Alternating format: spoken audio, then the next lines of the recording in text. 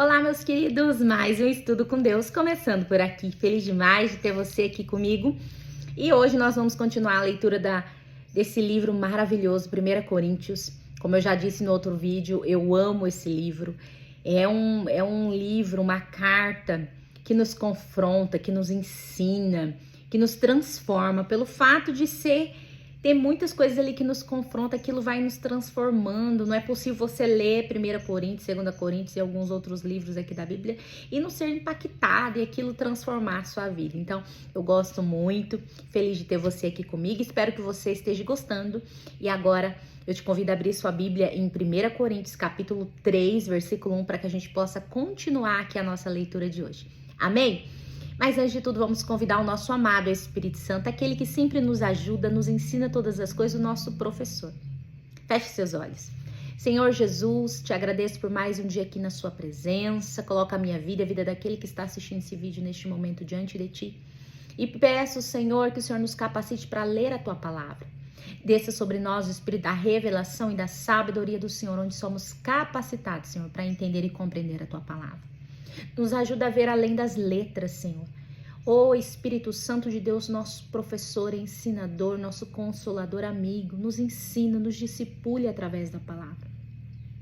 E que a sua palavra, Senhor, seja escrita na tábua do nosso coração e que ela dê frutos na nossa vida. Em nome de Jesus. Amém. E amém. Perdoa porque minha voz hoje tá um pouquinho difícil de falar, mas amém. Bora então para nossa leitura. Você já abriu sua Bíblia aí? Amém? Então, o título aqui, 1 Coríntios, capítulo 3, versículo 1. O título é Companheiros de Deus. Vamos lá. E eu, irmãos, não pude falar a vós como espirituais, mas como a carnais, como a bebês em Cristo. Eu alimentei-vos com leite e não com alimento sólido, porque até agora não fostes capazes de suportar, nem mesmo agora sois capazes. Mas como assim o apóstolo Paulo está falando de bebê? O que tem a ver uma coisa com a outra? O apóstolo Paulo está associando a nossa vida cristã com a vida de uma criança. Quando nós aceitamos Jesus, nós conhecemos o Senhor, entregamos a nossa vida para Ele, ali nós passamos a caminhar com Cristo, e ali nós nascemos e começamos a nossa caminhada com o Senhor. E ali nós somos um bebê. E ali primeiro o alimento que o Senhor nos dá é o colosso, aquele bem fininho, uma comidinha ali sem muita substância, somente para nos deixar ali saciados. Depois ele vai nos dando algo mais forte como um leite. Nós vamos crescendo e amadurecendo e o Senhor vai nos dando um alimento sólido, alimentos mais fortes. E assim é a vida do cristão. E é assim exatamente o que acontece com o bebê. Então Paulo está aqui associando os coríntios com bebês. Veja bem, este povo que ali no início, quando nós lemos ali no vídeo anterior, ali se fala o quê? Nos primeiros capítulos, ali no primeiro capítulo, que eles tinham recebido a graça, eram enriquecidos com todo o conhecimento e palavra, e ainda não lhe faltavam dons espirituais. Então, este povo que não faltava dons, que tinham todo o conhecimento e palavra, eles eram imaturos espiritualmente. É isso que o apóstolo Paulo está falando, que eles eram crianças, bebês.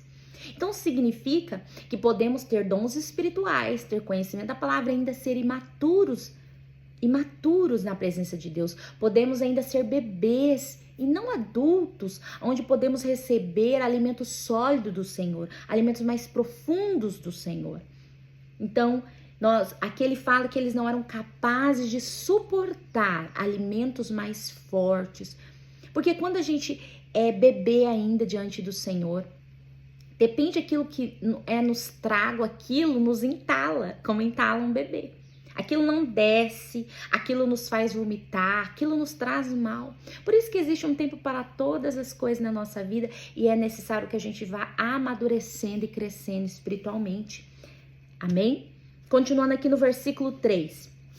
Porque ainda sois carnais, pois havendo entre vós inveja, contendas e divisões, não sois carnais e andais como os homens? O que o apóstolo Paulo está falando aqui? Que este povo, que tinha todos os dons espirituais em sua igreja, tinha todo conhecimento e palavra, eles eram carnais. Então, sim, é possível que a pessoa receba os dons do Espírito e ainda seja imatura espiritualmente, porque na própria palavra Deus diz que aquele que bater, abrir-se-lá, aquele que busca, encontra, aquele que busca, encontra. Então, se você, mesmo sendo novo convertido, buscar os dons espirituais, o Senhor vai derramar sobre a sua vida. Mesmo você sendo imaturo, não tendo preparo. E é o que acontece, o que a gente mais vê dentro da igreja é o quê? Pessoas usando os dons espirituais, se movendo no Espírito, mas sem um testemunho de fato de conversão de vida, sem uma transformação, tendo atitudes na carne, sendo bebês imaturos na presença de Deus. Então, sim, é possível isso acontecer, não tem nada a ver uma coisa com a outra, esse negócio, porque tem dons espirituais, já é adulto diante de Deus, não. Aqui ele está falando que aquele que vive na carne, que tem atitudes de inveja, contenda, divisão dentro da igreja, estão na carne e são bebês na presença de Deus. Então, aqueles que não frutificam, não têm uma vida de conversão, não têm maturidade espiritual. Amém? Então, continuando aqui no versículo 4. Porque enquanto um diz eu sou de Paulo e o outro eu sou de Apolo, não sois carnais? Quem então é Paulo e quem é Apolo, senão ministros pelos quais crestes, conforme o Senhor deu a cada homem? Eu tenho plantado, Apolo regado, mas Deus dá o crescimento. Assim então, nem o que planta é alguma coisa, nem o que rega, mas Deus que dá o crescimento. Então, aquele que dá início a uma igreja, aquele que faz a igreja crescer, né, que está ali trabalhando para a igreja prosperar, ele não é nada. Nós não somos nada. Quem dá o crescimento de fato é o Senhor. Ele que faz a planta crescer, ele que faz crescer. Então não somos nada e devemos compreender as nossas limitações, que pelas nossas forças não conseguimos nada. E aqui no versículo 8, continuando, ele diz: ora, o que planta e o que rega são um, e cada homem receberá a sua própria recompensa, de acordo com o seu próprio trabalho, porque nós somos colaboradores de Deus. Vós sois lavouras de Deus e edifício de Deus. O que ele está falando aqui? Que nós sim receberemos a recompensa do nosso trabalho. Tudo aquilo que fizermos para o reino receberemos, porque Deus ele não deixa nenhuma dívida para trás. Ele paga todo mundo. Ele não deixa de recompensar a ninguém. Ele paga aquilo que ele deve. Mas ainda assim, quem somos nós? Somente colaboradores, somente um meio, somente um canal, somente um vaso para ser usado. Porque no fim, quem faz todas as coisas é o Senhor. Ele dá o dom, ele utiliza o dom e ele usa aquilo a favor do reino. Então, nada é para a nossa glória e nenhum louvor nosso. Amém? Continuando aqui no versículo 10. Segundo a graça de Deus que me é dada, como sábios crentes de obras, eu pus a fundação, e outra edifica sobre ele. Mas cada homem fica atento como se edifica sobre ele. Porque nenhum outro fundamento pode alguém lançar além daquele que já está posto, o qual é Jesus Cristo. Então o apóstolo Paulo está falando aqui que ele veio e deu o fundamento, que é Jesus. E veio outro ali e começou a construir o edifício, que no caso é Apolo, que chegou depois para ajudar os crentes ali no seu crescimento espiritual. Mas o que ele fala? Que a gente deve cuidar para que nenhum fundamento seja lançado sobre aquele que já existe, que é Jesus Cristo, porque o nosso fundamento tem que ser o Senhor. O nosso alicerce, o alicerce da nossa casa, nós que somos edifício de Deus, a nossa base, o nosso fundamento tem que ser Jesus Cristo. Como o próprio Jesus contou ali, o sábio é aquele homem que constrói a sua casa em cima de uma pedra, de uma rocha, porque quando vem a tempestade, a água vem, o vento vem, a tempestade vem e a casa não desmorona. Mas aquele que é um homem tolo, constrói a casa em cima da terra, e quando vem a água leva tudo junto, terra e casa, e derruba tudo. Então, ele está falando aqui, devemos ter o fundamento que é o Senhor Jesus e não devemos colocar nenhum outro sobre esse fundamento, porque o único que deve ser o nosso alicerce para que possamos nos dias maus, de dificuldade, resistir, tem que ser o Senhor Jesus. Ele deve ser a nossa base, o nosso fundamento deve ser o Senhor Jesus. Amém? Continuando aqui, no versículo 12. Agora, se algum homem sobre este fundamento edificar, de ouro, prata, pedras preciosas, madeira, feno, restolho, a obra de cada homem se manifestará, pois o dia a declarará, porque esta será revelada pelo fogo, e o fogo provará o tipo da obra de cada homem. Então o fogo vai revelar a obra de cada um de nós. Amém? Versículo 14. Se a obra que algum homem edificou permanecer, ele receberá uma recompensa. Se a obra de algum homem for consumida, ele sofrerá perda, mas ainda assim ele será salvo como pelo fogo. Versículo 16. Não sabeis vós que sois o templo de Deus e que o Espírito de Deus habita em vós? Nós somos o templo do Espírito Santo, a habitação de Deus. Nós somos edifício do Senhor. Nós somos. Versículo 17. Se algum homem corromper o templo de Deus, Deus o destruirá. Porque o templo de Deus é santo, e este templo sois vós. Nenhum homem se engane a si mesmo. Se algum homem dentre vós parecer sábio neste mundo, torne-se louco para poder ser sábio. Porque a sabedoria deste mundo é loucura diante de Deus. Porque está escrito, ele apanha os sábios na sua própria astúcia. Então, aquele que se acha muito esperto, que se faça louco, porque a sabedoria humana é loucura diante de Deus. Por isso que é tão difícil aqueles grandes homens inteligentes, gênios, aqueles homens assim, filósofos, cientistas, aqueles grandes homens de inteligência humana, aceitarem Jesus, compreenderem aquilo que Jesus fez na cruz por nós. Por quê? Porque eles estão embasados na sua própria inteligência. É difícil eles, cheios daquele orgulho humano, naquilo tudo que eles sabem de conhecimento humano terreno, ele acreditar em Cristo. Então, aquele que se acha muito sábio na sabedoria humana tem que se fazer louco. Tem que se fazer louco para poder ser sábio diante de Deus, porque a loucura humana, a sabedoria humana é loucura diante de Deus. Amém? Continuando aqui no versículo 20, que diz: e outra vez o Senhor conhece os pensamentos dos sábios, que são vãos. Versículo 21. Portanto, nenhum homem se glorie em homens, porque todas as coisas são vossas, quer Paulo, ou Apolo, ou Cefas, que é Pedro, ou o mundo, ou a vida, ou a morte, ou as coisas do presente, ou as coisas vindouras, tudo é vosso. E vós sois de Cristo, e Cristo é de Deus. Então, apóstolo Paulo está falando que nós somos nada. Tudo vem de Deus e tudo é para Deus. Então, não temos que nos gloriar de nada, porque todas as coisas é para o Senhor e vem do Senhor. Amém?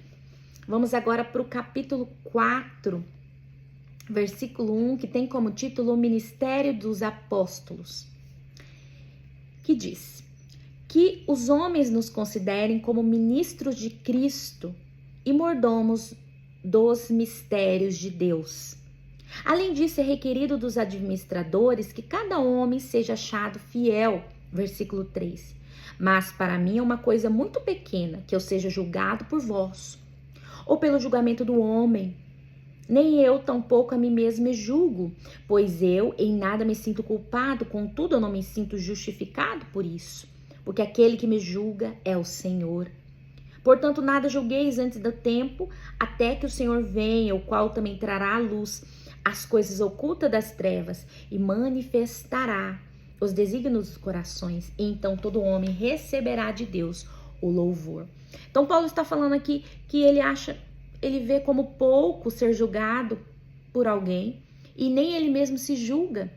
Mas ele sabe que ele será julgado por Deus. E como diz aqui no versículo 5, porque o Senhor julgará, trará à luz todas as coisas e manifestará os desígnios do coração humano. E cada um receberá de acordo com o seu coração. Receberá de Deus o seu louvor, de acordo com aquilo que ele tem feito. Amém? Versículo 6 aqui. E estas coisas, irmãos, apliquei isto figuradamente a mim e a Apolo, por causa de vós, para que possais aprender em nós a não pensar a respeito de homens além do que está escrito, para que nenhum de vós seja arrogante um contra o outro, porque quem te faz diferente de outro? E o que tens tu que não tenhas recebido? Ora, se tu recebeste, por que te glorias como se não o tivesse recebido? Então Paulo está falando aqui que ele está falando isso, ele está usando, né, essa figura aqui de linguagem, aqui falando de Apolo, dele, para que nenhum homem se glorie, para que todos saibam que ninguém é melhor que ninguém, que cada um é aquilo que é, mas que não pode se gloriar diante dos homens, porque o único que pode receber glória e honra é o Senhor Jesus. Versículo 8 aqui. Ora, vós já estáis saciados, já estáis ricos, vos tendes reinado como reis sem nós. E quiserem Deus que reinasseis para que também nós pudéssemos reinar convosco. Versículo 9. Porque eu penso que Deus colocou a nós, os apóstolos, por último, como que nomeados à morte, porque somos feito espetáculo ao mundo, aos anjos e aos homens. Nós somos loucos por causa de Cristo, mas vós sois sábios em Cristo. Nós somos fracos, mas vós sois fortes. Vós sois honrados, mas nós somos desprezados. Até esta presente hora temos fome e sede, estamos nus. E somos esbofeteados e não temos morada certa. E labor, trabalhando com nossas próprias mãos, sendo injuriados, nós abençoamos, sendo perseguidos, nós sofremos, sendo difamados, nós consolamos, nós somos feitos como a imundície do mundo e somos a escória de todas as coisas até este dia.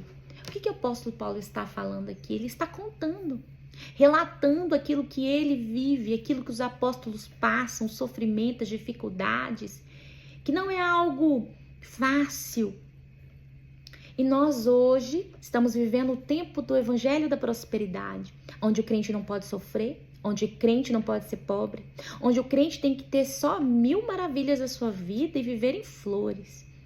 Fala isso para o apóstolo Paulo, que já foi acorrentado, já sofreu naufrágio, já foi chicoteado quantas vezes, preso e no fim foi morto, decapitado.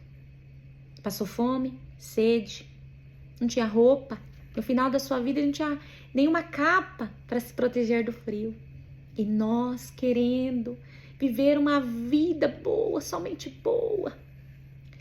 É bom, eu creio que um pouco não foi tão tudo ruim esse evangelho da prosperidade, porque quebrou aquele paradigma que o crente tem que ser pobre. E não, o Senhor pode nos prosperar, pode nos dar assim riquezas e bens. Mas ainda assim, o crente vai passar e padecer e sofrer e vai ter doenças e vai ter situações na vida, vai ter filhos que se desviam, vai ter pais que morrem doentes, sofrendo, vai ter dores terríveis na sua vida, porque faz parte da vida. O próprio Jesus nos disse, no mundo tereis aflições, então é todos nós. Não é porque somos crentes no Senhor que não passaremos por sofrimento. Então aqui o apóstolo Paulo está expondo tudo isso e nos traz uma grande reflexão que nós precisamos entender o nosso lugar, que nós enfrentaremos dificuldades nesse mundo, sim. Versículo 14. E eu não escrevo essas coisas para vos envergonhar, mas advirto-vos como a meus filhos amados, porque ainda que tenhais 10.000 instrutores em Cristo, contudo não tendes muitos pais, pois em Cristo Jesus eu vos gerei pelo Evangelho. Versículo 16. Por isso suplico-vos que sejais meus seguidores. Quando ele fala seguidor, ele fala imitadores. Por esta causa vos enviei Timóteo, que é meu filho amado e fiel no Senhor, o qual vos trará à lembrança os meus caminhos que estão em Cristo, assim como eu ensino por toda parte em cada igreja. Ele está falando aqui que ele suplicou à igreja ali de Corinto, ele suplica que eles sejam seus imitadores e que ele estava enviando Timóteo, seu filho amado ali em Cristo, para que ele pudesse lembrá-los, né, dos seus caminhos. Ele está dizendo, olha, sigam os meus passos. Eu que larguei tudo por Jesus, descartei todo o meu conhecimento humano, coloquei como desterco e disse que ali não era nada, aquilo tudo que eu estudei a vida inteira. Eu que abri mão de tudo, siga os meus caminhos, sejam meus imitadores, porque eu sou imitador de Cristo. É isso que Paulo está falando a nós aqui. Versículo 18. Mas alguns andam envaidecidos, como se eu não houvesse de ir ter convosco. Mas irei em breve até vós, se o Senhor quiser, e conhecerei, não a palavras dos envaidecidos, mas o poder. Porque o reino de Deus não está em palavras, mas em poder. O que quereis? Que eu vá até vós com vara ou em amor e em espírito de mansidão? Então Paulo está falando aqui que tem muitos que têm falado ali, dito que Paulo não vai até eles, mas ele vai, ele está dizendo eu vou, mas eu irei não em palavras, mas com o poder de Deus, é assim que Paulo está dizendo. Capítulo 5, versículo 1, que tem como título julgamento contra a imoralidade. E diz, e relatado frequentemente que há fornicação entre vós. Fornicação é ato sexual ilícito fora do casamento. E fornicação tal que nem ainda entre os gentios, no caso os não-judeus, é mencionado que alguém possua a mulher de seu pai. Então alguém ali naquela igreja, tinha sido falado para o apóstolo, que estava se relacionando com a sua madrasta. Ele está dizendo que esse tipo aqui de pecado, de fornicação, não eram feitos nem no meio dos não-judeus, aqueles que não conheciam a palavra, mas aquilo estava acontecendo no meio dos que conheciam a palavra. E ele continua o versículo 2. E vós estáis convencidos, e nem vos haveis entristecido, para que fosse tirado do meio de vós o que fez esta ação. Então Paulo está falando que vocês nem ficaram tristes, e nem tirou do meio de vós o pecado. E eu pergunto a você o que nós temos feito diante do pecado dentro da igreja. Eu pergunto à igreja do Senhor, nós que somos igreja, o que nós temos feito? Nós temos nos acovardado e fingido que não vimos? Nós temos simplesmente achado comum? Nós temos simplesmente falado, fazer o quê? Nós não temos muitas vezes que confrontar. Nós não temos que expor muitas vezes, se não for, muitas vezes essa vontade do Senhor. Não precisamos chegar a esse ponto, talvez, mas podemos nos posicionar dentro de nós e entender dentro de nós, isso não está certo, isso está errado, isso não é comum, isso não tem que ser algo comum, porque o Senhor ensinou ao contrário. A igreja do Senhor tem que se posicionar contra o pecado, meu irmão. Nós amamos o pecador, mas não o pecado. Jesus amou o pecador, mas não o pecado. E nós devemos nos portar e ser imitadores de Jesus. Continuando aqui no versículo 3. Pois eu, na verdade, ainda que ausente no corpo, mas presente no espírito, já julguei, como se eu estivesse presente, a respeito daquele que fez tal ato. Em nome do nosso Senhor Jesus Cristo, reunidos vós e o meu espírito com o poder do nosso Senhor Jesus Cristo, o tal seja entregue a Satanás para a destruição da carne, para que o espírito seja salvo no dia do Senhor. Versículo 6. A vossa vanglória não é boa. Não sabeis que um pouco de fermento leveda a massa toda? Purificai-vos, pois, do fermento velho, para que sejais uma nova massa, assim como estáis sem fermento. Porque Cristo, nossa Páscoa, foi sacrificado por nós. O fermento, aqui na palavra de Deus, é usado como uma simbologia do pecado, do mal. E aqui ele está falando o quê? Que o fermento, que é o pecado, quando ele atinge a massa, que é a igreja, ali ele cresce, faz crescer o pecado, ali o pecado cresce e ele contamina toda a massa, toda a igreja, todo o corpo de Cristo. Então ele fala, purificai-vos do fermento, purificai-vos do pecado, para que a massa não venha infrar com o pecado, no caso a igreja venha infrar, venha crescer o pecado dentro da igreja, venha contaminar todo o corpo de Cristo. Continuando aqui no versículo 8. Portanto, celebremos a festa, não com o fermento velho, nem com o fermento da maldade, da malícia, mas com os pães não fermentados da sinceridade, da verdade. E eu vos tenho escrito por carta para não vos ajuntardes com os fornicadores. Porém, não quis dizer com os fornicadores deste mundo, ou com os avarentos, ou com os extorquidores, ou com os idólatras, porque então vos serei necessário sair do mundo. Mas agora escrevi que não vos mantenhais na companhia de qualquer homem que, chamado irmão, seja um fornicador, um avarento, ou um idólatra, um caluniador, um beberrão, um extorqueador, com tal nem ainda comais. Porque o que tenho eu em julgar também os que estão de fora, não fazeis julgamento vós que estão dentro, mas Deus julga que estão de fora. Portanto, apartai dentre vós essa pessoa perversa. O que o apóstolo Paulo está falando aqui?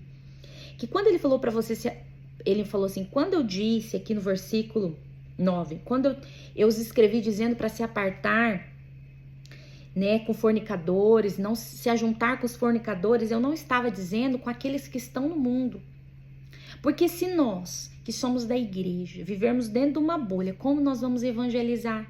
Como que nós vamos falar de Jesus? Não será possível. Então ele está dizendo, quando eu disse para se apartar, para se afastar dos fornicadores, idólatras, enfim, é daqueles que se diz irmãos. Ó, o homem que é chamado irmão seja um fornicador, ou um avarento, um idólatra, um caluniador. Então ele está falando para se afastar desses. Ele ainda disse assim, porque tenho eu em julgar também os que estão de fora. Ele falando assim, eu não tenho nada que me julgar os que são de fora. Nós não temos que julgar os que são de fora. Deus vai julgar a eles. Mas Deus julga os que estão de fora. Portanto, apartai dentre vós essa pessoa perversa. É isso que o apóstolo Paulo está falando. Tire de fora esta pessoa que está fazendo isso. Não aceite no meio de vós aquilo que é mal, como se fosse normal. Olha, a função da igreja é orar, é orientar, é buscar a reconciliação do pecador com Deus. A disciplina na igreja não deve ser uma atitude intempestiva ou que envergonhe a pessoa, mas um processo amoroso e justo com vista a recuperar o faltoso, a plena comunhão com Cristo e com os santos da igreja. Não cabe à igreja julgar o mundo, mas Deus faz. Então a igreja, o que a igreja tem que fazer? Sim, tem que mostrar o pecado para o pecador. Mas hoje o que nós temos visto, irmãos, é igrejas nem falando mais de santidade, não falando mais sobre pecado, não confrontando, usando o evangelho, sabe, de água açúcar. O evangelho é confronto, é mostrar para o homem, você está errado, muda de vida. E a igreja não pode aceitar isso dentro da igreja. E nós, os crentes, temos que nos posicionar diante de Deus para que isso não venha. Naquele dia o Senhor falar, você aceitou isso no seu meio. Amém? Eu vou parar por aqui, porque vocês já escutaram o chorinho ali do meu bebê. Eu tenho um bebê de 1 aninho, acabou de fazer 1 aninho. Peço perdão aí pela bagunça. Enfim, acaba que tem barulho em volta, como eu sempre falo, mas que você possa curtir o nosso vídeo. Que você possa enviar para os seus amigos para que possa alcançar mais pessoas. Que você possa compartilhar um comentário, dizer o que tem achado, o que você pensa sobre esse assunto que nós falamos hoje. Diz aí no comentário para que seja relevante esse vídeo para o YouTube. Se inscreve no nosso canal, ativa o sininho e até o próximo vídeo, em nome de Jesus. Que você possa ser motivada a ler a palavra de Deus. Continue lendo aí na sua casa. Amém? Fique com Deus e até o próximo vídeo, em nome de Jesus.